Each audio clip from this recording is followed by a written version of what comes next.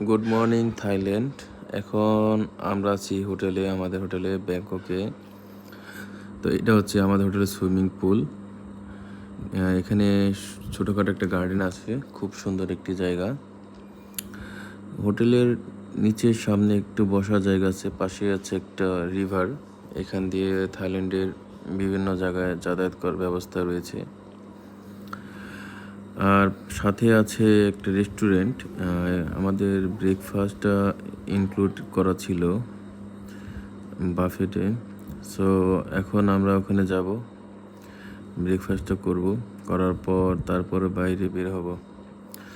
তো থাইল্যান্ডে আসার পর মোটামুটি ভালোই লাগছে, কারণ হোটেলটা আমার খুব পছন্দ হয়েছে। হোটেলের সার্ভিসটা খুব ভালো ছিল,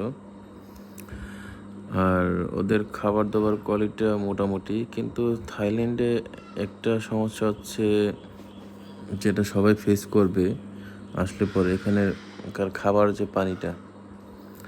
পানিটার টেস্টটা অন্যরকম। আর ওদের খাবার কোয়ালিটিটা মোটামুটি আমাদের খাবারের মতো না। যেমন ওরা সসেস, তারপর চাউমিন, তারপরে বিভিন্ন ধরনের সি ফুডটা বেশি পছন্দ করে। আর ওরা স্পাইসি খেতে খুব পছন্দ করে।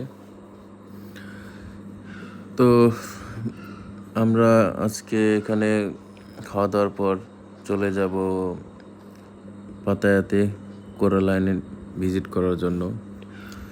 তো আমাদের জন্য দোয়া করবেন, আমরা যেন খুবই সুন্দরভাবে উপভোগ করতে পারি কোরালাইনটা। তো দেখা যাক কি হয়। আল্লাহ হাফেজ।